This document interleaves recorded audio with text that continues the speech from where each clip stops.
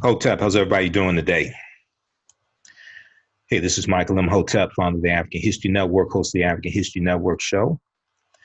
I'm a talk show host, researcher, lecturer, writer, and historian. So it is Saturday, December 7th, 2019, and we are live. Everybody share this broadcast on your Facebook page, share this on YouTube. So I saw this story early in the week, and I posted some articles about this. December 1st, 2019 was the 64th anniversary of Rosa Parks refusing to give up her seat on that Cleveland Avenue bus, December 1st, 1955. So in Montgomery, Alabama, there was a statue that was revealed in her honor. Okay, and it's got a lot of coverage. Associated Press reported on this, Atlanta Black Star, Black America Web, NBC News. So I want to talk about this and deal with some of this history. Okay, so how's everybody doing? Everybody share this broadcast. We're going to deal with a lot of history here. So Rosa Parks is honored with a statue in Montgomery, Alabama, on the 64th anniversary of her refusing to give up her bus seat. But a lot of people don't know that Rosa Parks was also, so a lot of people know she was a secretary for the NAACP. But a lot of people don't know one of the things that she was doing with the NAACP. One of the things she did was she investigated sexual assaults against African-American women. Okay, sexual assaults by white men against African-American women. And one of those sexual assaults she investigated was in 1944, the sexual assault of Recy Taylor. Okay, and we know in the last couple of years there was documentaries made and a lot of articles written about Recy Taylor. So we're going to deal with some of this history. And the other thing is that's important with this, we see the same thing with Dr. King's legacy, is that oftentimes white conservatives will honor Dr. King, honor Rosa Parks on a specific day and spend the rest of the year trying to dismantle their legacy. Okay, we see this with Dr. King every Dr. King Day, when conservatives like Mitch McConnell or, God forbid, Donald Trump. But when they come out and they want to tweet or put out a little idiotic statement about how great Dr. King was, and they work the rest of the year trying to dismantle his legacy, like Trump just kicking about 700,000 people off of the SNAP program when he gave a $1.4 trillion tax cut to millionaires and billionaires. Okay, and then when we look at the reporting coming from, let's see, what article was that? I think it was CBSnews.com earlier in the week, and we posted this article, and it deals with how almost 50% of the jobs are low-wage jobs. You got 7 million unfilled jobs in the country. Something like almost 50% of them are low-wage jobs. Okay, so if you understand Dr. King, 67, 68, he's dealing with the Poor People's Campaign. One of the things he was fighting for was a guaranteed monthly income for poor people. Okay, he's fighting against poverty, not just poverty for African Americans, but also poverty for white people, Hispanics, Native Americans, things like this, right? So you will have, and I saw Governor Kay Ivey, who was revealed years ago, wore blackface. Now she's in Alabama, so you study history of Alabama. But I find it interesting that you have these conservatives who will praise Dr. King, praise Rosa Parks. They'll be there for the statue unveiling, but then they don't.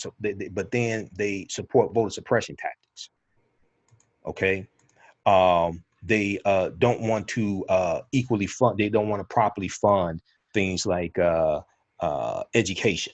Okay, etc. So you see their actions that they engage in year round contradict that one day that they praise somebody who's dead.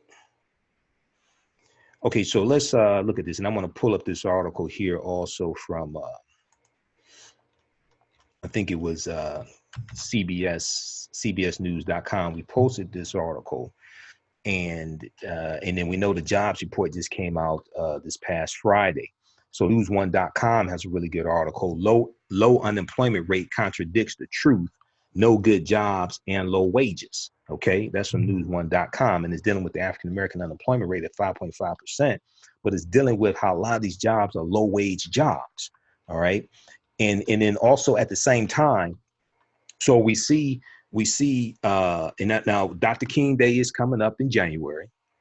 We're going to see Mike Pence, and we'll see Donald Trump praising Dr. King.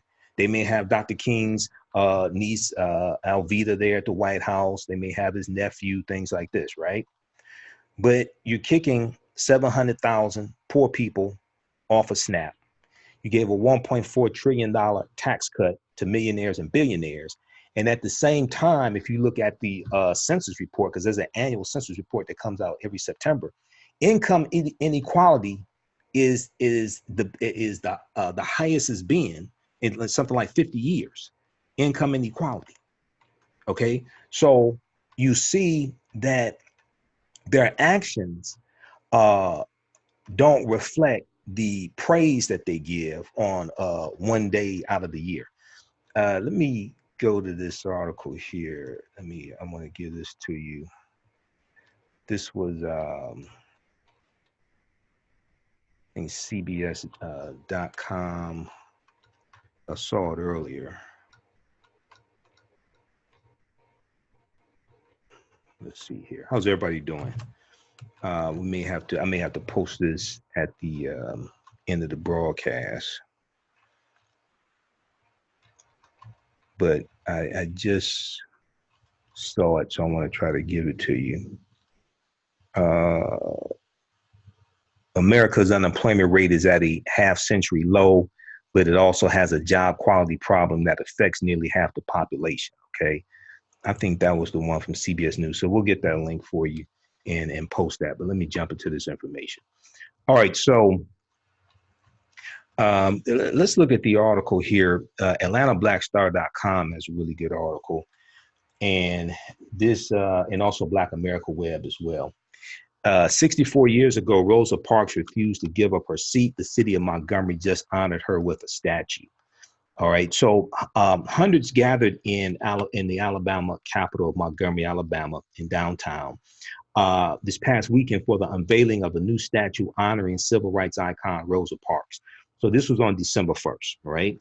And we know it was on December 1st, 1955, that she refused to give up her seat on that Cleveland Avenue bus. So on Sunday, December 1st, city officials dedicated the life-size bronze sculpture alongside other tributes for the late Alabama native. The unveiling marked the 64th anniversary of Rosa Parks' history-making arrest when she refused to give up her seat to a white man on a city bus on December 1st, 1955, right? So the arrest was the catalyst of the Montgomery bus boycott that challenged racial segregation on public transportation. The Montgomery bus boycott lasted 381 days. So it started out as a one-day bus boycott, Monday morning, December 5th, 1955. It ended up lasting 381 days.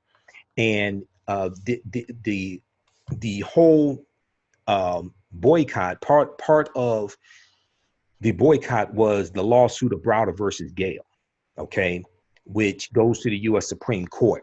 And it's going to be this lawsuit that ends segregation on the buses. So it wasn't the bus boycott itself that ended segregation on the buses.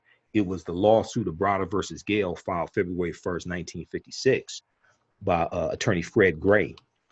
And there was one other attorney who filed that as well. But this lawsuit goes all the way to the U.S. Supreme Court, okay? And this is what actually ends segregation on the buses. Now, Montgomery County Commission Chairman Elton Dean spoke at the ceremony, saying that Rosa Parks was, quote, more than deserving of the honor. He said that this is a great day for Montgomery County. This was according to local TV station WSFA Channel 12. Quote, the seeds she planted are ever continuing to be harvested. Because of Mrs. Parks' courageous stance, I'm able to hold the position I do as chairman of the Montgomery County Commission. She paved the way for us both minorities and women. We stand on her shoulders and we are forever grateful, end quote. So the statue is located just 10 feet from where Rosa Parks is believed to have boarded the bus the day she was arrested by police.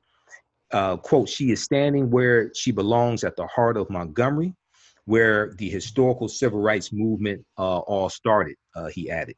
So the city of Montgomery, in partnership with the Montgomery County Commission, the state of Alabama Department of Tourism, and the Montgomery area business community for the arts funded the project, according to the Montgomery Advertiser, okay, with the newspaper there. I think that's the newspaper there, the Montgomery Advertiser. Local artist and sculptor Clydetta Fulmer, Fulmer, was commissioned to complete the statue of Rosa Parks. And there was a tweet from the city of Montgomery, okay? And in this tweet, it says that Rosa Parks now sits center stage downtown as we commemorate the 64th anniversary of her stand. Mayor Stephen Reed, who's the first African-American mayor of Montgomery, Alabama, he was just elected.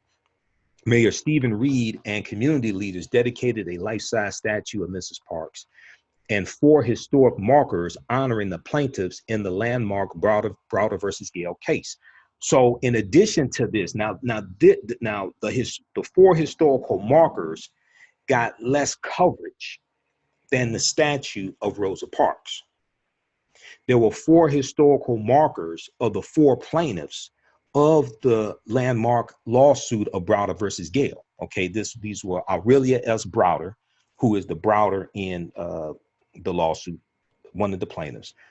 Aurelia S. Browder, Mary Louise Smith, who was actually there. I didn't know Mary Louise Smith was still alive.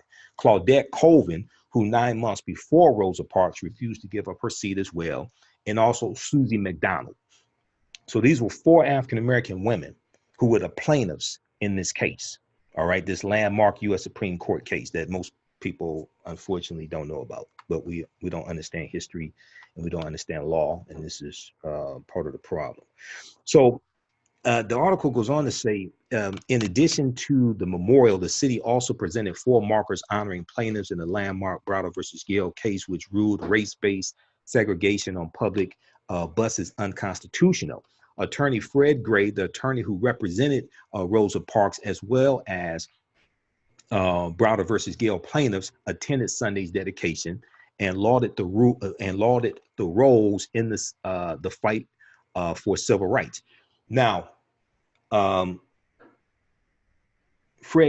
Fred Gray is also the attorney who sued the U.S. government on behalf of the survivors of the Tuskegee experiment of untreated syphilis on the Negro male, okay, which started about 1933 and lasted 40 years. It was supposed to be an experiment that lasted 6 to 9 months and ended up lasting 40 years. All right. And they're going to get reparations. They're going to get compensation for this. It was Attorney Fred Gray. He was the attorney that filed the lawsuit on behalf of those survivors. All right. So Fred Gray, unless you really, I don't think Fred Gray is a household name. I know about him because I study history. I don't think he's a household name. He should be. Because if it wasn't, if it wasn't for Attorney Fred Gray, the segregation on the buses wouldn't have ended. Okay, because see, they implemented a 3-pronged strategy. They had the mass protests, they had the boycott of the bus, they had mass protests as well, and they had a legal strategy. Okay, because they thought that it was unconstitutional for there to be segregation on the buses in Montgomery, Alabama. Now, what really led them to believe this was Brown versus Board of Education, May 1954, U.S. Supreme Court decision. Because when Brown versus Board of Education came down, this is the U.S. Supreme Court ruling that segregation is unconstitutional. Okay, so now this lets them know that, okay, we can get some type of justice in the U.S. Supreme Court. We're not going to be able to get it in the state court. We're not going to be able to get in the state Supreme Court, but we can go to the U.S. Supreme Court and get some type of justice. So Attorney Fred Gray said for the city, quote, for the city officials from the city and the county to be able to honor Mrs. Parks and honor those plaintiffs, and even more importantly, to honor the 40,000 African-American men and women who stayed off the buses for 382 days. Now, some sources say 381, others say 382. It is indeed a step in the right direction, end quote, the 88-year-old attorney Fred Gray told the newspaper. And we know Rosa Parks passed away in 2005. She was 92 years old. And after the Montgomery bus boycott, you know, Rosa Parks is still getting death threats. And she and her husband are going to end up leaving Montgomery, Alabama, and they come to Detroit. And it was the Honorable John Conyers, who just recently passed away, who gave her a job in his office, okay, his congressional office, because she was ran out of Montgomery, Alabama. All right, so that's an article from AtlantaBlackStar.com. Okay, I'm going to give you that article. How's everybody doing? Everybody share this broadcast. And then African American business owners, post the name of your business here on the thread of the broadcast. We'll let you know how you can advertise with the African History Network.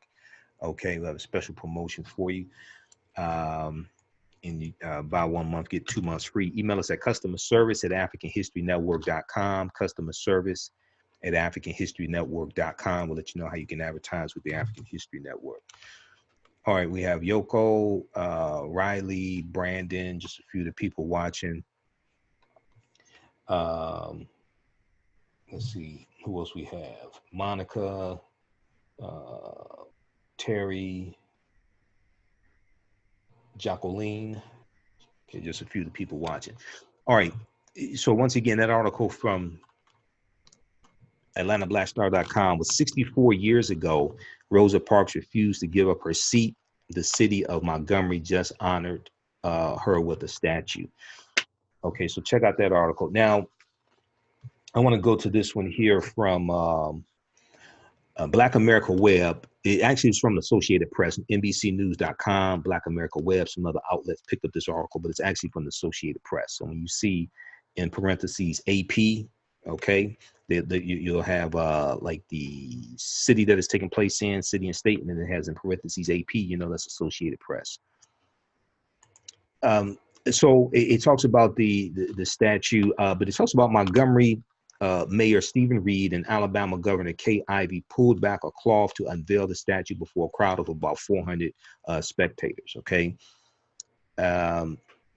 Quote, this depiction will inspire. So Mayor Stephen Reed, who's African American of Montgomery, Alabama, said this depiction will inspire future generations to make the pilgrimage to our city to push toward the path of righteousness, strength, courage, and equality. Okay, Mayor Stephen Reed, who recently became the first African-American mayor of Montgomery, Alabama, said at the ceremony, according to AL.com, Alabama.com.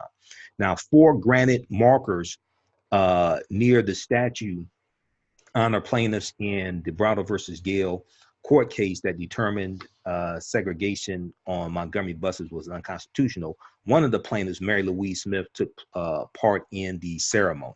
Okay. All right. So it's good that Mary Louise Smith was there for that. Now, History.com had an article from May 21st, 2018, updated August 31st, 2018. And this dealt with forgotten Rosa Parks and Martin Luther King Jr. arrest records found by county clerk. Forgotten Rosa Parks and Martin Luther King Jr. arrest records found by county clerk. And this dealt with how these arrest records from the Montgomery bus boycott, how they were misplaced, lost, okay? And they were recovered. So when Rosa Parks refused to give up her seat on the Montgomery bus to a white man in 1955, she was put in handcuffs and arrested. But what happened next, the answer to that question just became more clear thanks to a new discovery disintegrating court records that detail the legal response to Rosa Parks' arrest. Okay, and let me pull up this article here on the. computer just a second. Okay, so court records relating to Rosa Parks' act of defiance and other civil rights protests, including those of Martin Luther King Jr., are finally being made public, according to the Associated Press. While the police report relating to Rosa Parks' arrest has long been public, the newly unearthed documents relate to the court proceedings that followed. And let me pull this up here. Okay. So hundreds of civil rights era records were discovered in a box. Hundreds of civil rights era records were discovered in a box in the Montgomery County Courthouse by Tiffany McCord. Now, Tiffany McCord is a circuit clerk at the court, and these records include court pleadings from Rosa Parks' original trial and appeal, and information about the arrest of others who boycotted the Montgomery bus system in response. Also included is a bail document signed by Dr. King after he was arrested during the Montgomery bus boycott he organized in response to the arrest. Now, okay, so that is inaccurate to say that Dr. King organized the Montgomery bus boycott. There was the Montgomery Improvement Association, the MIA, the Montgomery Improvement Association was organized to direct the Montgomery bus boycott. Okay, you had people like E.D. Nixon, who was a past president of the NAACP. You had others. You had Joanne Robinson, who was the president of the Women's Political Council. Okay, these are people who are organizing the Montgomery Improvement Association. They elected Dr. King to head up the Montgomery Improvement Association. But you got other people who are organizing this before he's brought in to be the head of the Montgomery Improvement Association, because he was a new minister there in Montgomery, Alabama. He'd been there less than a year. He's about 26 years old. Most people didn't know who he was. And when you watch Eyes on the Prize, E.D. Nixon and Rosa Parks talk about how Dr. King was so new in town, the church fathers had not had a chance. This is E.D. Nixon saying this. The church fathers had not had a chance to put their hands on him. And he was so new in town that he really didn't have any enemies, really didn't have any friends, so to speak. Okay. So they elected him to head up the Montgomery Improvement Association. And this is the organization that is directing the Montgomery bus boycott. Now, they had no idea it's going to last 381 days. It started out as a one-day boycott to test, to see what type of support they would get. And so it started Monday morning, December 5th, 1955. Okay. Over that weekend, they organized, there were newspaper ads in African-American newspapers. They're on the radio, things like this. And they organized 40,000 people in about 2 days to boycott the buses on Monday morning. Okay. When you watch Eyes on the Prize, and they still have it on YouTube, don't tell them I told you that. I didn't put it on YouTube. I just saw it on YouTube. Okay. I'm not the one to put it up there. But Joanne Robinson talks about how she says she stayed up the night before the bus boycott started that Monday morning. She stayed up the night before. She made the stencils for the handbills, for the flyers, and she said she ran off 35,000 copies, right? When you study this, they organized 40,000 people in 2 days with no cell phones, no text messaging, no Twitter, no Facebook, no Snapchat, okay, no TikTok, none of this stuff. And they were able to do this. So this is why, we really need to study the nuances, study the real history, study the nuances of the Montgomery bus boycott, and read Dr. King's first book that came out in 58. And I've got it around here somewhere. This one right here. No, that's where we go from here. That's his last book, Chaos or Community. His first book was called Stride Toward Freedom. Stride Toward Freedom. And I've got 4 stacks of books here next to me, so you have to bear with me. What's around here? It's in one of these stacks. That's Souls of Black Folks. That's Classical Africa by Dr. Malefe Kete Asante. I talked about that in my online class last night. It's in one of these damn stacks. It's too far down. I can't get to it. But Stride Toward Freedom was Dr. King's first book that he wrote that came out in 1958. And Stride Toward Freedom is called Stride Toward Freedom, the Montgomery story. And it's all about the Montgomery bus boycott, right?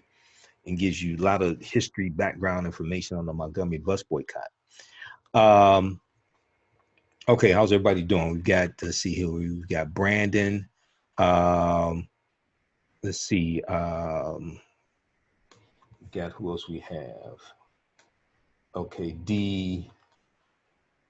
Okay, we got D, Samori.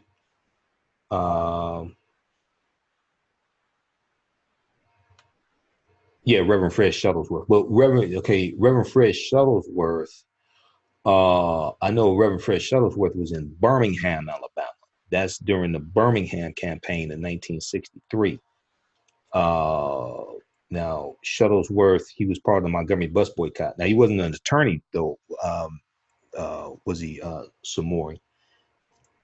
He was a reverend. I don't think he was an attorney, but I know Reverend Fred Shuttlesworth calls Dr. King into Birmingham, Alabama in 1963 because they're trying to break the back of segregation in Birmingham, Alabama. And this was after the Albany campaign of Albany, Georgia, 1961 to 62. And because of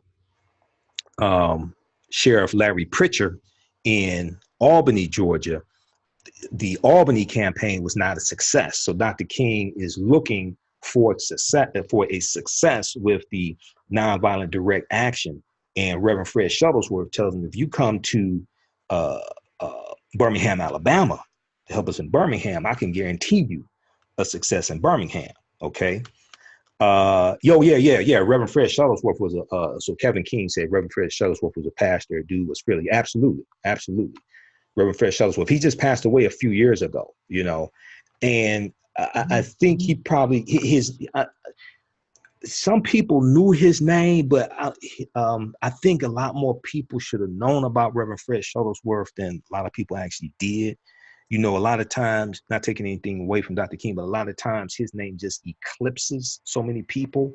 So people think he was the leader of the civil rights movement, and that's not true. The civil rights movement did not have one leader. There were numerous leaders of the civil rights movement, and then you have local leaders who are activists and breaking down the backs of segregation in their local community. So not taking anything away from Dr. King, but he gets projected as the leader of the civil rights movement, and there was no one leader of the civil rights movement. Okay, let's see here. All right, so let's continue.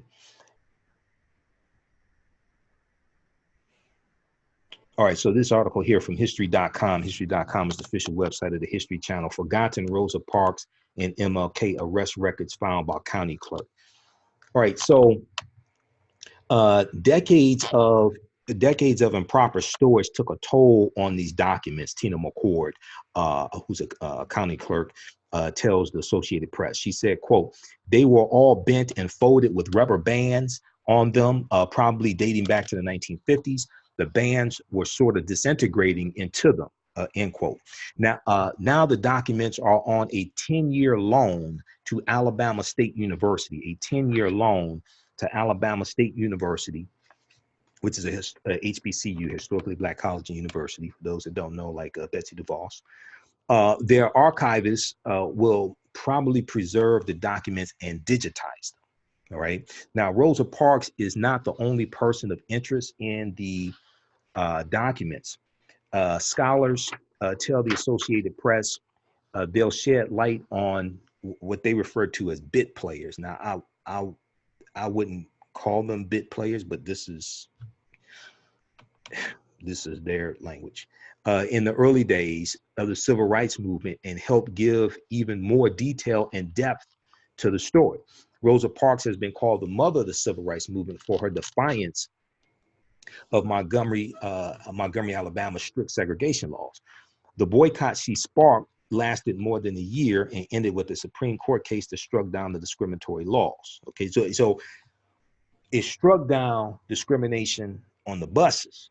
It did not strike down, at that time, it did not strike down segregation in Montgomery, period. It struck down segregation on the buses. So it's not the first time new information about a prominent civil rights figure's arrest has come to light in recent years.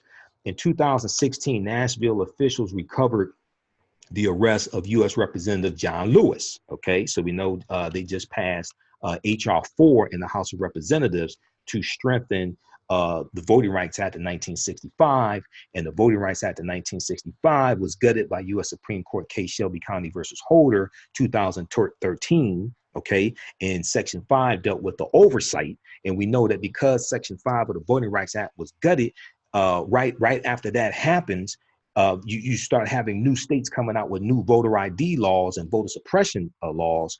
So in the 2016 presidential campaign, 14 new states had new voter ID laws. There were 868 fewer polling places to vote at in the 2016 election. And the 2016 presidential election was the first election in 50 years that you did not have the full weight and full power of the 1965 Voting Rights Act. Okay, so all this history and law is related. In politics is the legal distribution of scarce wealth, power, and resources, and the writing of laws, statutes, ordinances, amendments, and treaties, their adoption, interpretation, and enforcement. All of this is interrelated, interconnected. We don't understand how this intersects and how it's related and how this impacts every aspect of our lives. Republicans understand this. That's why they implement voter ID laws. That's why they implement voter suppression. Okay, that's why you had U.S. Supreme Court case Shelby County versus Holder. That's why Trump has gotten approved 170 federal judges, 170 federal judges since he took the oath of office. And Moscow, Mitch McConnell, Senate Majority Leader from Kentucky, Senate Majority Leader of the U.S. Senate that needs to be voted out of office in 2020, is his henchman. And Mitch McConnell has made it his life's mission to get as many conservative federal judges appointed to the federal bench, the federal court, the federal appellate court, and the U.S. Supreme Court. And these are all lifetime appointments. These are all lifetime appointments. Donald Trump has gotten appointed 1/5 of the federal judges in this country.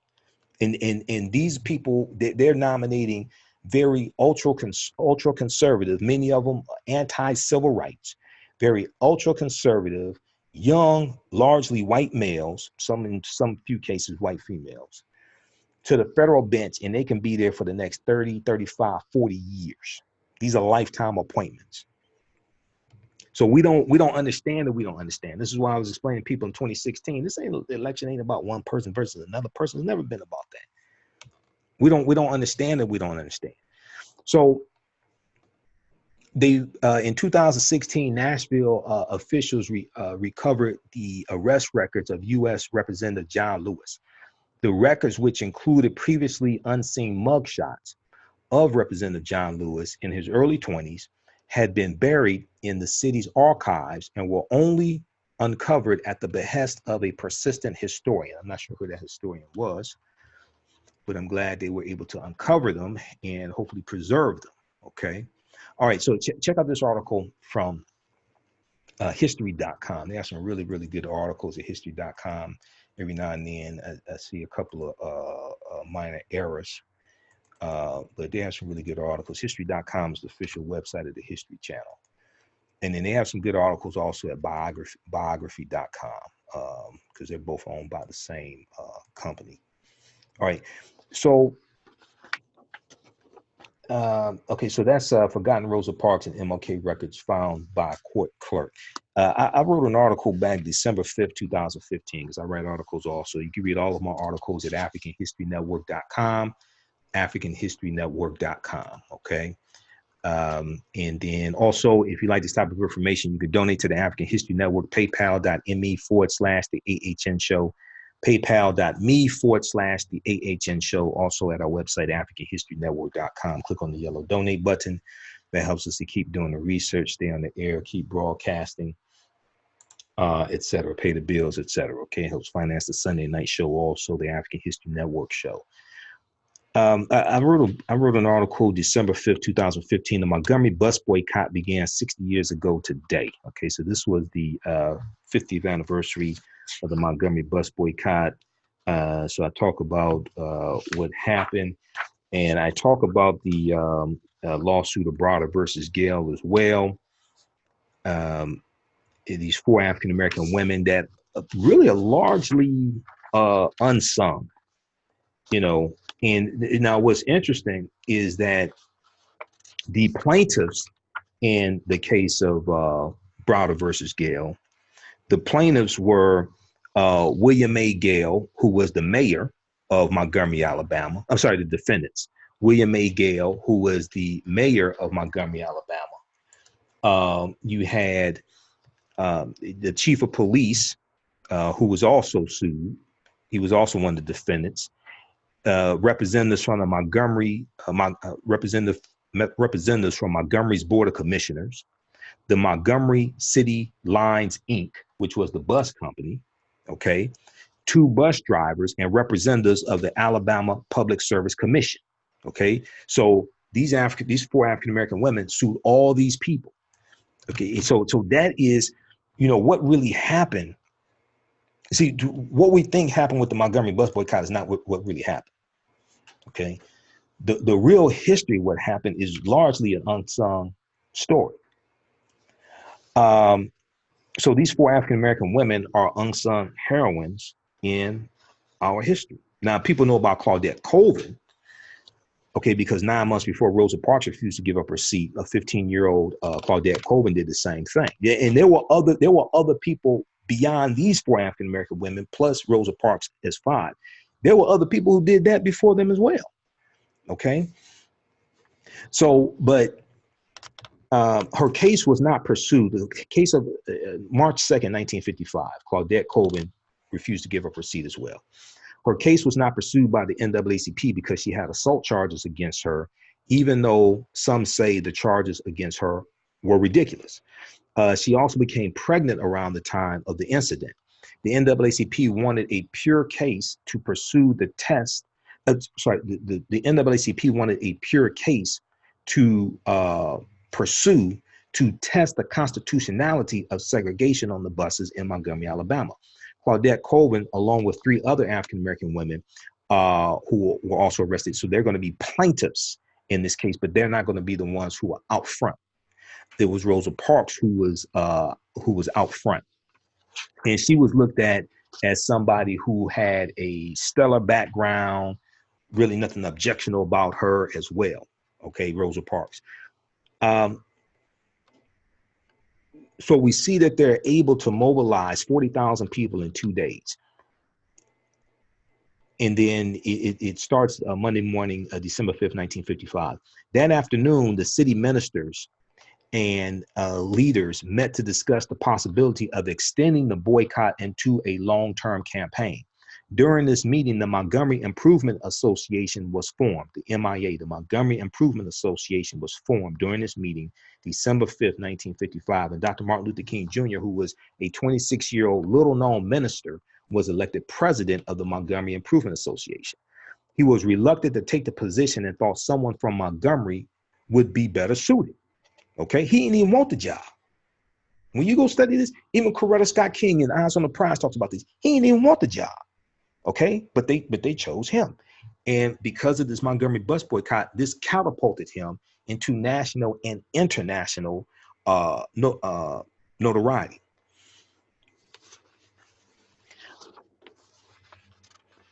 Okay, so now we're also going to see that Dr. King's house is firebombed.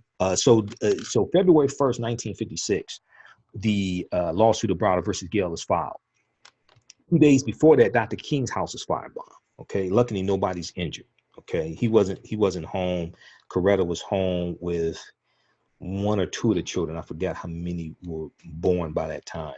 Dr. King wasn't home. But luckily nobody was injured. Now, the other thing is that a lot of people don't talk about is Dr. King tried to get a concealed pistol license in 1956 in Montgomery, Alabama. Okay, because Dr. King owned guns until Bayard Rustin talked him into getting rid of his guns. That's a whole nother story. But he was denied a concealed pistol license in 1956. Which let's see, I think it's the Sun Times or one of those publications. They have an article about this because a lot of people don't talk about this. Dr. King trying to get a concealed pistol license, I guess, because you're trying to push the myth of nonviolence, and you don't want to say Dr. King owned guns, or he used the Deacons for Defense and Justice to protect him, and also the Deacons for Defense and Justice were used more so by CORE, Congress of Racial Equality, to protect civil rights workers. So I guess it's hard to push that myth. I guess it's hard to push that myth, you know, and deal with this reality at the same time. So theguardian.com has an article when Martin Luther King gave up his guns. King became an icon of pacifism, but he also believed in confrontational direct action. Okay, I think it's this article that talks about rather than the fact that King would request license to wear a gun in 1956, just as he was being catapulted onto the national stage, illustrates the profundity of the transformation that he underwent over the course of his public career. Okay, so I think it's in this article they talk about that. But I just find that interesting. You know, when we had Dr. King Day celebrations, that doesn't come up. I don't understand why. I don't understand why that little tidbit of history does not come up. You know, you would think they would bring that up. So I don't know. Let me post this link here to this article here. And then when we talk about the civil rights movement, you know, we have to talk about the Deacons for Defense and Justice. You can't talk about the civil rights movement and not talk about the Deacons for Defense and Justice, founded July 10th, I think it was July 10th, 1964 in Jonesboro, Louisiana, by Ernest Thomas and Frederick Douglass Kirkpatrick. Okay, you can't talk about the civil rights movement, not talk about the Deacons for Defense and Justice, or not talk about Robert F. Williams and the Black Guard. Robert F. Williams, who wrote Negroes with Guns. You can't talk about the civil rights movement and not deal with them. They're the predecessors to the Black Panther Party for self-defense. But Dr. King's house was firebombed, but also E.D. Nixon's house was firebombed in early 1956. And Rosa Parks, we know, received numerous death threats. She kept getting death threats after the bus boycott was over with as well. All right, so check out the article that I wrote. I wrote this December 5th, 2015. This was on the the 60th anniversary of the Montgomery bus boycott. The Montgomery bus boycott began 60 years ago today. Okay, you can read all of my articles at AfricanHistoryNetwork.com, AfricanHistoryNetwork.com. All right, how you doing, Gigi? Okay, yeah, read that out. We posted that article there from The Guardian. Okay, African American business owners supposed to name your business here on the thread of the broadcast, and we'll let you know how you can advertise with the African History Network. Email us at customer service at AfricanHistoryNetwork.com, customer service at AfricanHistoryNetwork.com. We have a few more spots left. We have a current promotion buy 1 month, get 2 months free. And if you're a book author, you sell African garb, African clothing, you sell books, if you have a catering service, whatever you sell that African Americans use, you want to contact us, you should advertise with the African History Network. Everything that we use, we should sell. Okay, everything we use, we should sell. All right, if you're in the market for a new or used car, you want to use, visit Carl Marshall. We'll post the link here. Click on the link below, and Carl Marshall will help you find and negotiate buying a new vehicle. They have over 100,000 new and used cars from dealers. Carl Marshall, you shop, we negotiate. You shop, we negotiate. Now, a lot of people want to get their financial house in order, and theprofitroom.com can help you with that. The Profit Room is a stock market trading and education company. They have mentorship programs that are designed for beginners just like yourself. They teach individuals how to create generational wealth through trading and investing in the financial markets. You may have seen the article that blacknews.com had about them entitled "The First Black-Owned Day Trading Company of Its Kind is Teaching Courses on How to Profit from the Stock Market." They specialize in day trading and one-on-one mentorship, but also teach about stocks, options, futures, and the foreign exchange market called the Forex market. Visit their website, theprofitroom.com, Profit, theprofitroom.com. Let them know you found out about this from the African History Network. Okay, so let's continue here. There was a good article dealing with, I speak at Dr. King Day celebrations each year. Remember a couple, because I don't get asked to speak at a lot of Dr. King Day celebrations. I guess maybe it has something to do with the fact that I said the civil rights movement was not a nonviolent movement. And one of the people who told me that was involved in it, Professor James Small, one of my teachers. And when you study the history, you see if it had not been for Negroes with guns, there would not have been a civil rights movement. And you can read the book from Professor Charles E. Cobb Jr., who was he was a field secretary for SNCC, Student Nonviolent Coordinating Committee, SNCC. He was a field secretary for SNCC for 5 years in rural Mississippi, and his job was to organize African Americans to register to vote. Okay, so if you know anything about rural Mississippi, right, in the early '60s, you know that's very dangerous work. And he wrote a book called "This Nonviolent Stuff Will Get You Killed," how guns made the civil rights movement possible. And he's not just a historian; he was there. Okay, so he talks about how the civil rights workers, when in the South, the civil rights workers are largely they were protected by African Americans who own guns, and a lot of times, these groups didn't have names. It's just Negroes with guns. But he was interviewed. I first found out about him. He was interviewed by Roland Martin on News One Now, and the video is still on at newsone.com, and it's probably on YouTube. It's probably on Roland's YouTube channel. But so it was an excellent interview. It's maybe about 10 minutes. But then Roland interviewed him later that day when Roland used to do his national radio show, and I used to guest host Roland's national radio show a lot. So if you used to listen to WVON in Chicago, you probably heard me. He had an affiliate in Beaumont, Texas. So I used to guest host his national radio show a lot. He interviewed him on his national radio show for 2 hours. Okay. And Charles E. Cobb Jr., Professor Cobb, talked about how the civil rights workers never stayed at somebody's home, in the South and Mississippi, who didn't own a gun. Because in the South, if you know anything about the South, and a lot of us, still have relatives down there, okay, because prior to the Great Migration that started basically in 1915, 90% of African Americans lived in the South, and that's the legacy of slavery.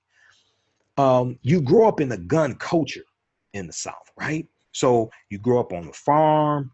You have to be able to protect yourself, protect your livestock from predators, things like this, right? So you grow up in a gun culture. You go hunting, etc. You go hunting with your father, grandfather, things like this. You may have to hunt, in some cases, hunt for food. So you grow up in a gun culture. And when you're oftentimes when you're on a farm, you're not living in the city. You're living on the outskirts of the city. You're in the country. You could be miles away from a police department, etc. So you got to be able to protect yourself. Okay. So he talked about how, they always stayed in somebody's house. There was a gun over the fireplace, a rifle or something like that, a shotgun. There was a gun on the mantle, or a gun on the nightstand or something like that. But he wrote an article for Washington Post. He was a guest blogger, July 28th, 2014. Okay, Charles E. Cobb Jr. And it's entitled "This Nonviolent Stuff Will Get You Killed." Okay, And he said, one of the most important lessons I learned as a participant in the Southern freedom movement of the 1960s shocks many of my liberal friends. Guns don't kill people, people kill people. I am neither a member nor supporter of the NRA, but both sides in today's convoluted arguments about gun control and the Second Amendment need to pay attention to this lesson. To begin, here is an excerpt from the introduction of my latest book, This Nonviolent Stuff Will Get You Killed, How Guns Made the Civil Rights Movement Possible. So here's an excerpt from his book. Armed self-defense, or to use a term preferred by some, armed resistance, as part of Black struggle began not in the 1960s with the angry militant and radical young Afro-Americans, but in the earliest years of the United States as one of African people's responses to oppression. This tradition, which culminates with the civil rights struggles and achievements of the mid-1960s, cannot be understood independently or outside its broader historical context. In every decade of the nation's history, brave and determined Black men and women picked up guns to defend themselves and their communities. And that's your Second Amendment right based upon the U.S. Constitution. The first through 10 amendments was ratified in 1791, known as the Bill of Rights. Thus, the tradition of armed self-defense in Afro-American history cannot be disconnected from the successes of what today is called the nonviolent civil rights movement. Participants in that movement always saw themselves as part of a centuries-long history of Black life and struggle. Guns in no way contradicted the lessons of that history. Instead, the idea of nonviolent struggle was newer in the Black community, and it was protected in many ways by gunfire and the threat of gunfire. Let me repeat. Instead, guns in no way contradicted the lesson of that history. Indeed, the idea of nonviolent struggle was newer in the Black community, and it was protected in many ways by gunfire and the threat of gunfire. Simply put, because nonviolence worked so well as a tactic for effecting change and was demonstrably improving their lives, some Black people chose to use weapons to defend the nonviolent freedom movement. Some Black people chose to use weapons to defend the nonviolent freedom movement. Although it is counterintuitive, any discussion of guns in the movement must therefore also include substantial discussion of nonviolence and vice versa. The Southern freedom movement of the 1960s was broad in its objective and its strategies, which help explain the seemingly paradoxical coexistence of guns and nonviolence within it. As noted in 1964 by Robert P. Bob Moses, director of the Mississippi Project of the Student Nonviolent Coordinating Committee, SNCC, quote, "It's not contradictory for a farmer to say he's nonviolent and also pledge to shoot a marauder's head off," end quote. A story that former SNCC chairman Stokely Carmichael, who became Kwame Ture, liked to tell was of bringing an elderly woman to vote in Lowndes County, Alabama. Okay, and he helps form the Lowndes County Freedom Organization in 1955. And they used the Black Panther as their symbol because this is a political party. This was before Bobby Seale and Huey P. Newton formed the Black Panther Party for Self-Defense in October 1966. It's not contradictory for a farmer to say he's nonviolent and also pledge to shoot a marauder's head off. So a story that Stokely Carmichael liked to tell, Kwame Ture, was of bringing an elderly woman to vote in Lowndes County, Alabama. Kwame Ture said, quote, "She had to be 80 years old and going to vote for the first time in her life. That old lady came up to us, went into her bag and produced this enormous, rusty Civil War looking old pistol. Best you hold this for me, son. I'm gonna go cast my vote now," end quote. All right, so that's an excerpt from his book, okay? This Nonviolent Stuff Will Get You Killed. So the article that he wrote for the Washington Post goes on to say, the Southern Freedom Movement, I'm sorry, the 1955-56 bus boycott of Montgomery, Alabama, the student sit-in movement that began in 1960, and the freedom rides in 1961 all persuasively demonstrated that nonviolent resistance was an effective way of fighting for civil rights. These were not acts of hate or brutality toward white people, who were themselves ignorant of their imprisonment by a system that led them to believe in white supremacy. They were so what they're talking about is how white people are also hurt by white supremacy. Just like a lot of white people voted for Donald Trump because they thought he was going to do harm to non-white people, and he's kicking them off of food stamps, right? As the chickens come home to roost. Okay, they were instead aggressive confrontations that challenged the system, and recognizing this refutes the notion that nonviolence was a passive tactic. Nevertheless, it was startling to see the willingness of Southern civil rights activists to put themselves in harm's way and their refusal to respond with violence when assaulted. Almost immediately, nonviolent resistance was criticized as dangerous foolishness that reflected weakness, even cowardly submission. Writing in 1957 about the Montgomery bus boycott, Dr. W.B. Du Bois expressed great skepticism about nonviolence. He said, quote, "No normal human being of trained intelligence is going to fight the man who will not fight back, but suppose they are wild beasts or wild men. To yield to the rush of the tiger is death, nothing less," end quote. So 6 years later, Malcolm X, then a leader of the national spokesperson for Honorable Elijah Muhammad, the Nation of Islam, and probably at this time, leader of Temple Number 7, okay, in Harlem. Malcolm X showed greater hostility and less restraint than Dr. W.B. Du Bois. He denounced Dr. King as a modern Uncle Tom subsidized by whites, quote, to teach the Negroes to be defenseless, end quote. Their reaction, Professor Cobb goes on to say, their reaction suggests that neither Du Bois or Malcolm X could grasp the fact that nonviolence, although risky, as any challenge to oppression always is, was not passive, that it provided an effective means of directly challenging white supremacy with more than rhetoric. Acts of nonviolent resistance contributed mightily to ending the mental paralysis that had long kept many Black people trapped in fear and subservient to white supremacy, reluctant to even try to take control over their own lives, despite the fact that slavery had ended roughly a century earlier. The principled militant dignity of nonviolent resistance also won nationwide sympathy for the idea of extending civil rights to Black people.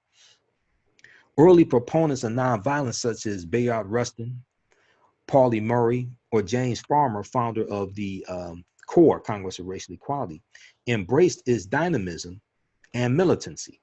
By the 1960s, others did too, for these reasons as well, especially students attending historically Black colleges and universities, giving the Southern Freedom Movement new force. Stokely Carmichael, because of his 1966 Black Power speech, okay, June of 1966 in Mississippi, is not usually associated with pacifism or nonviolence. Yet in his autobiography, he credits nonviolent activism for marking the path he followed from Howard University into political engagement. He said, quote, "It gave our generation, particularly in the South, the means by which to confront and entrenched and violent racism. It offered a way for large numbers of African Americans to join the struggle. Nothing passive in that," end quote.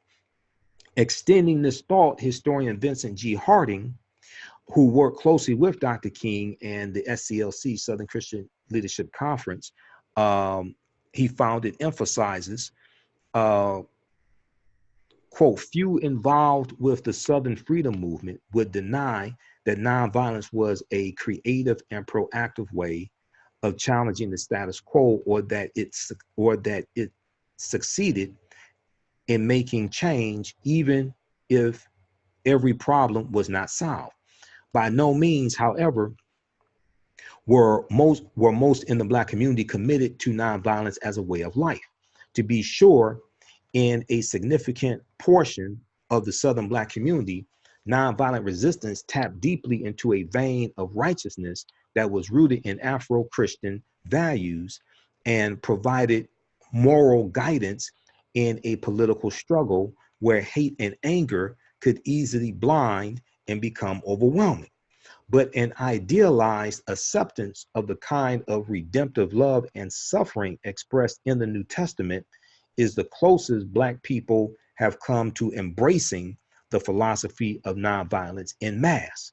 Black Christians, however, have also readily embraced the Old Testament with all its furies and violence. A pre-Civil War Black spiritual that has always been sung hopefully, even exuberantly, in Black churches and by Black gospel groups vividly illustrates this. Okay, the starting point that should be evident from all of the above is that Black people are human beings, and their responses to terrorism were human responses. This is how Professor Cobb concludes the article. Okay, so we'll post this link here. This is from Professor Charles E. Cobb Jr. He wrote this. He was a guest blogger for the Washington Post, July 28th, 2014. This is entitled "This Nonviolent Stuff Will Get You Killed," which is the name of his book that he wrote. Okay, let's post this here. So most people don't even know about Professor Charles E. Cobb Jr. All right, let's post that there. Okay, how's everybody doing? Let's see, we got Willie, got Gigi. Okay, just a few of the people watching. Share this broadcast on your Facebook page. Invite your friends to tune in also. All right, now let's look at this article here, another one from history.com. So a lot of people know that Rosa Parks was a seamstress, and she was also a secretary for the NAACP. A lot of people don't know that she also investigated sexual assaults on African-American women on behalf of the NAACP, okay, to gain evidence, to try to bring the perpetrators to justice, try to get evidence so that they would be charged in court, okay? So August 31st, 2018, well, December 8th, 2018, this article came out from history.com. Before the bus, Rosa Parks was a sexual assault investigator. Before the bus, Rosa Parks was a sexual assault investigator. And it says, why has history left out this piece of Rosa Parks' story? Okay. So it talks about how Rosa Parks joined the NAACP in 1943, 12 years before the fateful day she refused to give up her seat in 1955. In her first years in the organization, she worked specifically on criminal justice and its application in Alabama communities. Criminal justice and its application in Alabama communities. One part of this was protecting Black men from false accusations and lynchings. Okay. The other part was ensuring that Black people who had been sexually assaulted by white people could get their day in court. So they're largely talking about African-American women assaulted by white men. This particular issue was close to Rosa Parks' heart, as in 1931, a white male neighbor had attempted to assault her. Rosa Parks resisted and later said of the incident, quote, "I was ready to die, but give my consent never, never, never," end quote. So that incident was on her mind when she traveled to Abbeville, Alabama, in the autumn of 1944 to deal with a disturbing case chronicled in the movie that came out in 2017 called The Rape of Recy Taylor. Okay. It was the evening of Sunday, September 3rd, 1944.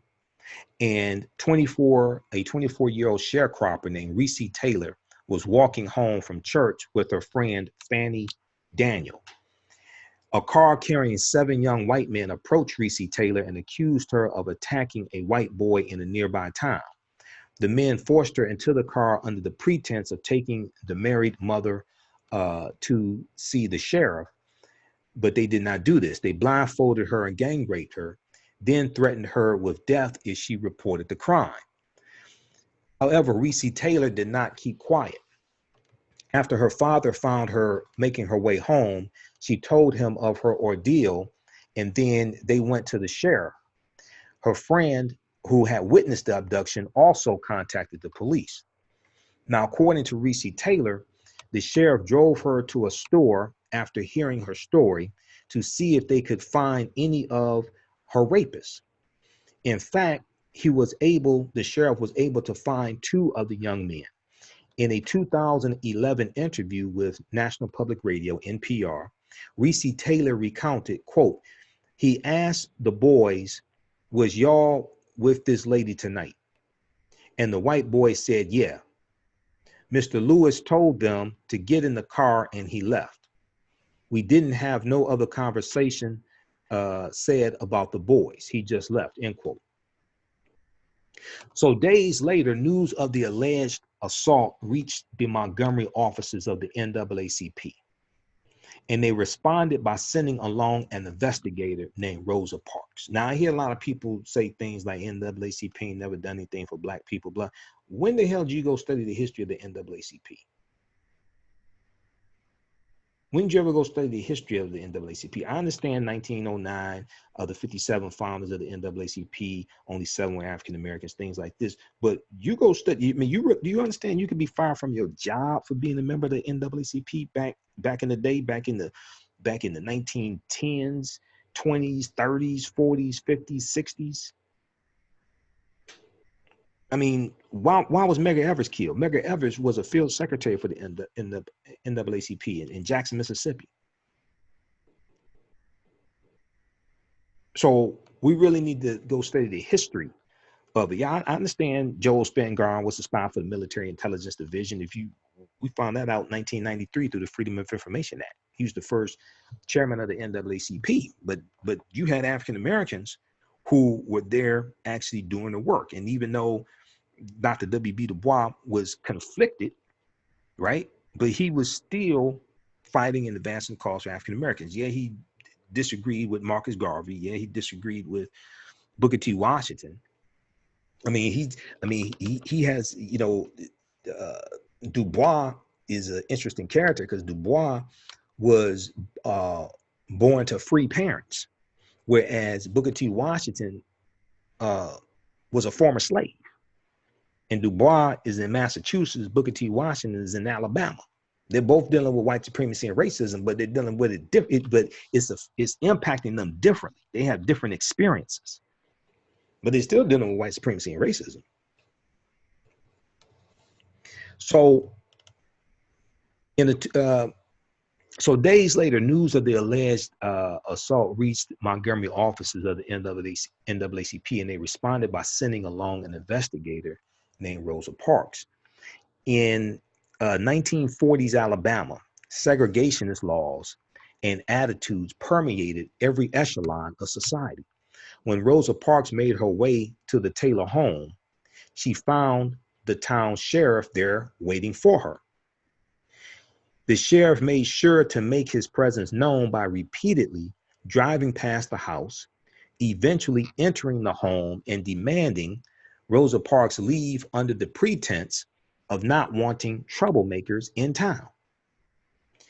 Troublemakers, okay? So the boys that raped her, the men that raped her were not troublemakers, but Rosa Parks, who's there to investigate the rape of Recy Taylor, she's a troublemaker.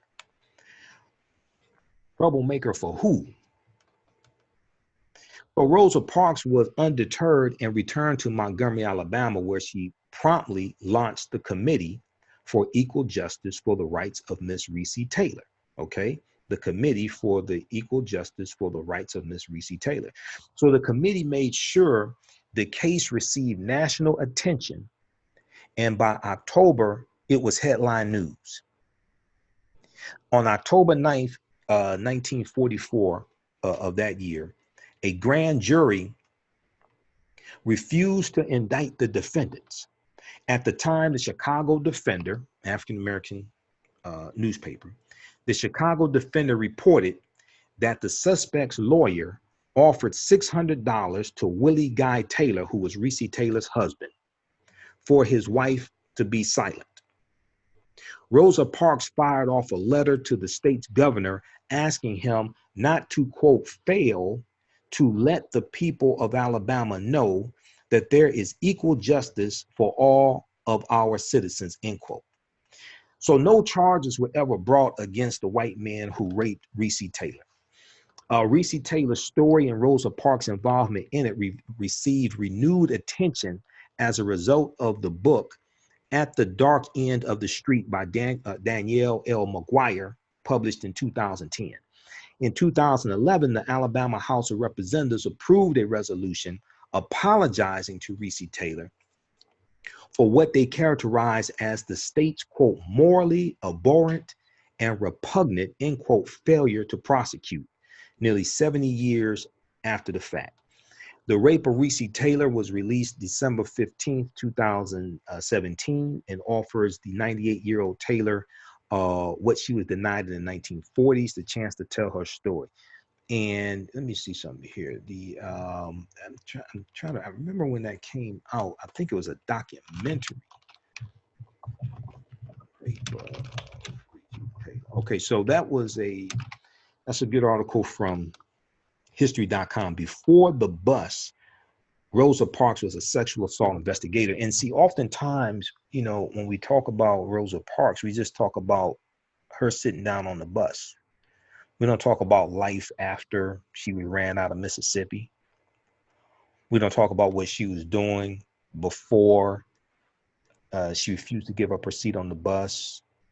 The fact that she was a sexual assault investigator and also investigating the lynchings of African-American men. Because when you study the NAACP, one of the main reasons why they were created was to fight against the lynchings of African-Americans, especially African-American men. That was the majority of those being lynched.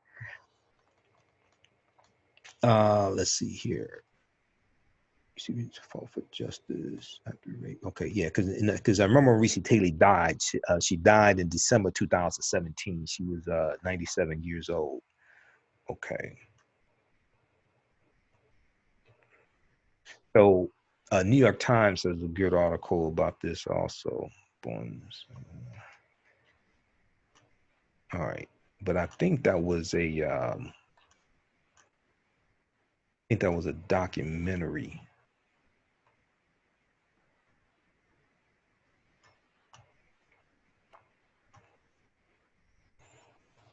And also New York Times, there's an article here, review the rape of Recy Taylor takes a deep dive into systemic injustice.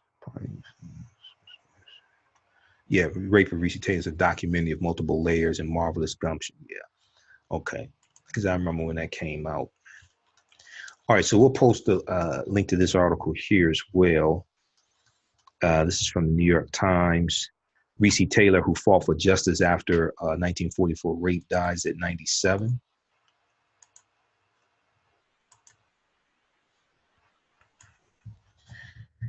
Okay, how you doing, Kim? How you doing, Tony?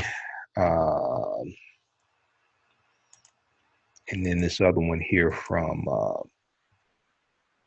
history.com. Before the Bus, Rosa Parks was a sexual assault investigator. But this is one of the things that the NAACP was doing, investigating sexual assaults of African-American women and also investigating lynchings. And it's going to be Medgar Evers in Mississippi. Medgar Evers and others with the NAACP are going to gather evidence in the lynching of Emmett Till okay, to bring about the trial of J.W. Millam and the other, his brother-in-law, Roy Bryant, okay, who killed Emmett Till.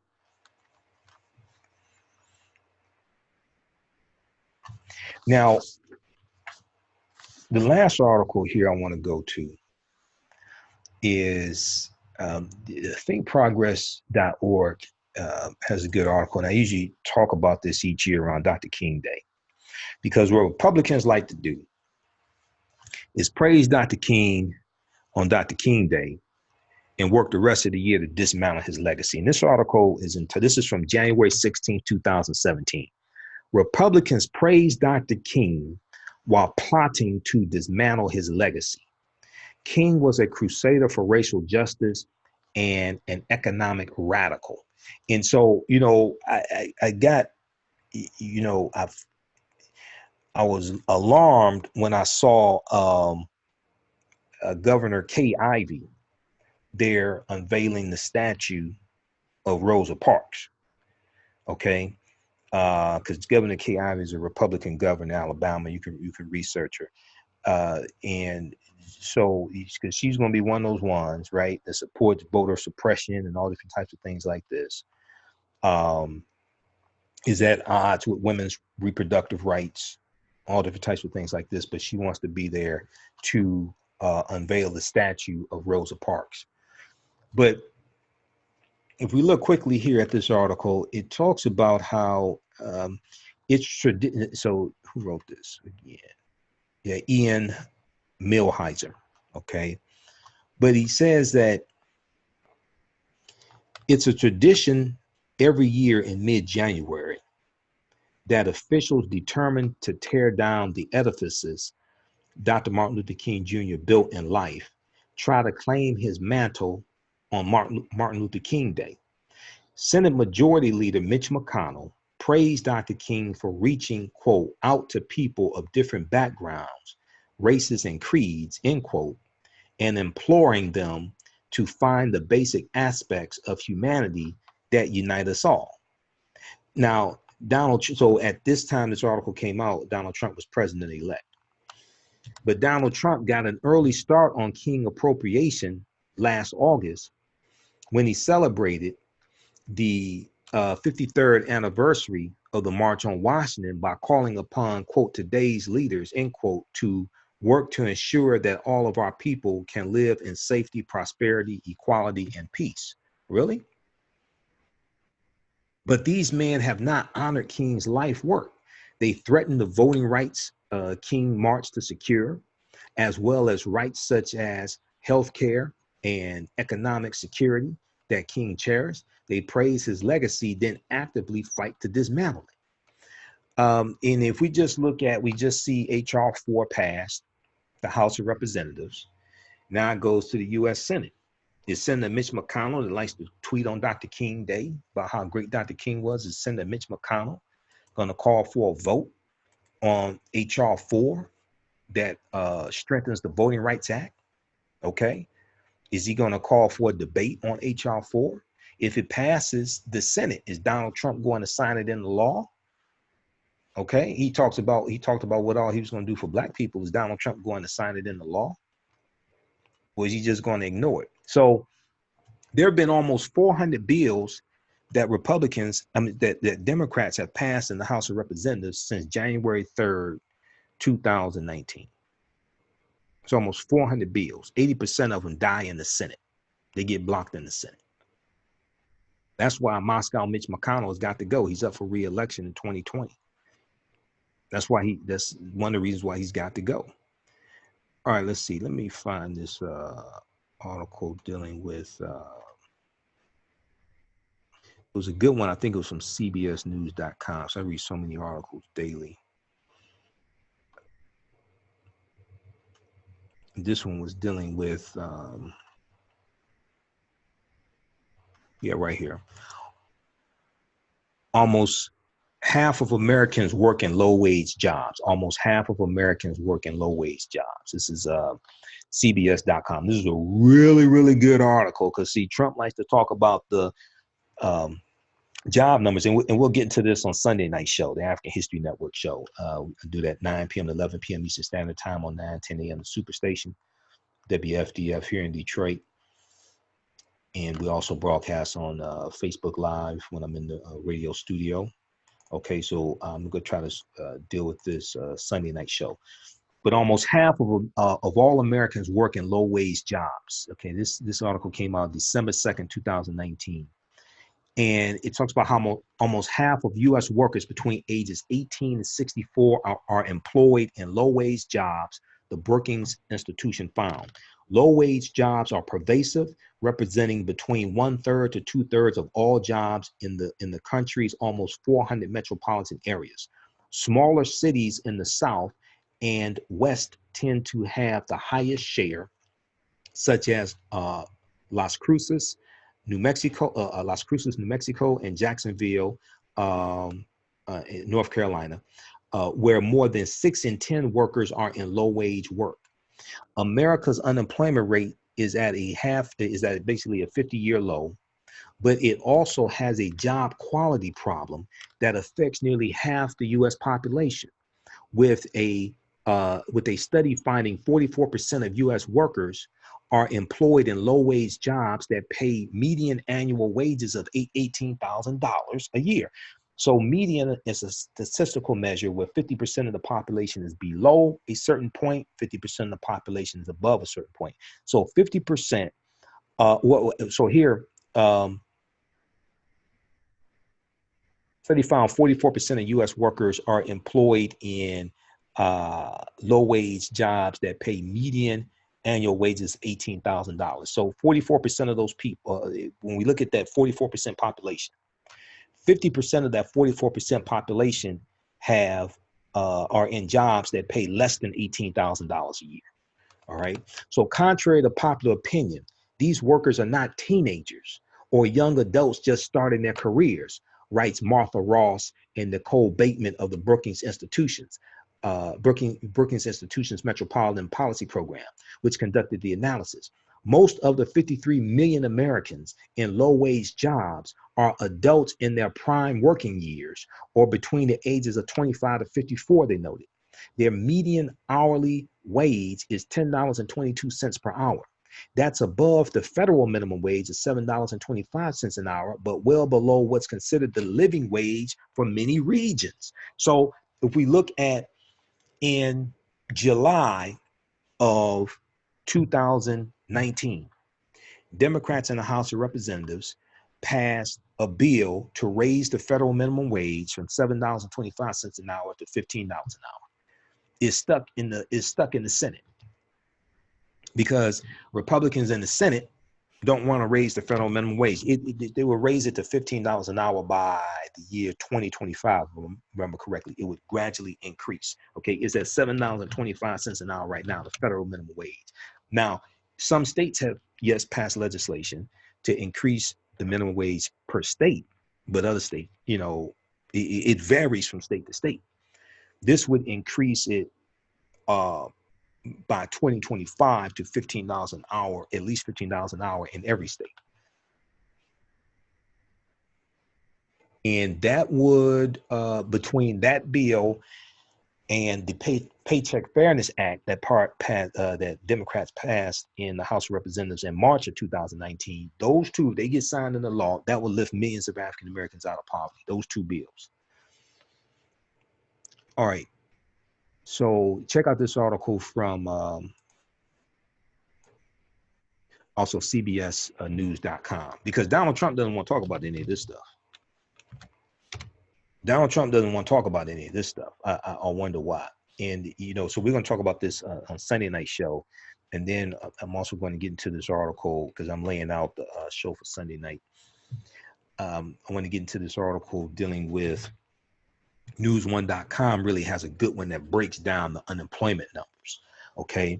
So you can go to bls.gov and get a breakdown of the unemployment numbers. Unemployment report comes out the first Friday of each month, but you got to dig deeper into that. You can't just look at, say, okay, 3.5% unemployment rate. What does that mean? Okay. What's the labor force participation rate? Okay. What portion of the labor force are actively looking for work? Okay, did the unemployment rate go up because people stopped looking for work? That'll make the unemployment rate go up also. All right, 266,000 jobs. Yeah, but what's the quality of these jobs? How are these jobs paying? Are they minimum wage jobs? Are they low wage jobs? Okay, a lot of those jobs were low wage jobs. Trump doesn't want to discuss any of that stuff. Okay, so check out those articles. Let's see what we have here. All right, we have my latest bundle pack is available. My latest bundle pack of my DVD lectures, the Black Migration 1619 to 2019 bundle pack is available at our website, AfricanHistoryNetwork.com. We posted the link here. It includes Black Migration 1619 to 2019. We deal with the history surrounding the 400th year anniversary of August 20th. Um, uh, the Red Summer 1919 as well. We had over 25 major race riots in this country. Also, you get my presentation dealing with 6 principles of political self-defense, understanding how laws and policies impact the economic conditions of African Americans. I have another one dealing with the history of Juneteenth and some other presentations like when Black men dominated horse racing and how an organized effort pushed them out. Because we used to dominate horse racing and we won a lot of the early Kentucky Derbies.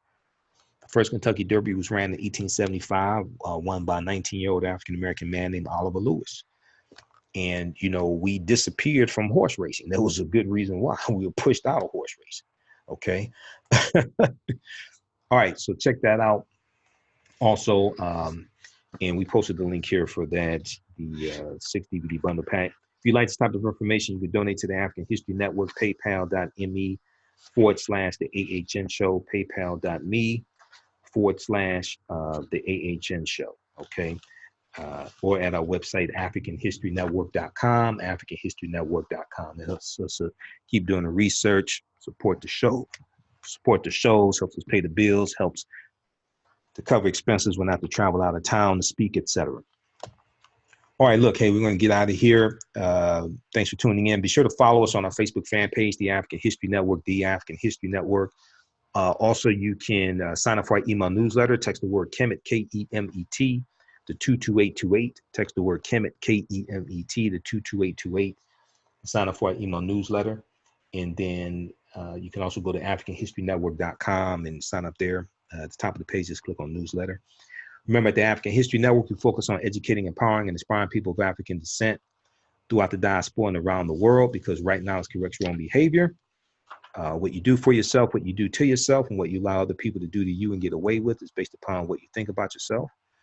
What you think about yourself is based upon what you've been taught about yourself. What you've been taught about yourself is based upon everything you've read, heard, and seen about yourself. Remember, right now is correct wrong behavior. It's not over till we win. Wakanda forever. And you see my shirt. I've got Rosa Parks here on the shirt as well. Got all the sisters: Harriet Tubman, Ida B. Wells. We got Ella Baker, but we got Rosa Parks here on the shirt also. Okay, we got Zora Neale Hurston, Michelle Obama, Dr. Frances Cress Welsing. We got Nina Simone. Okay. All right. Remember, right now it's correct wrong behavior. It's not over till we win. Wakanda forever. Talk to you next time. Peace.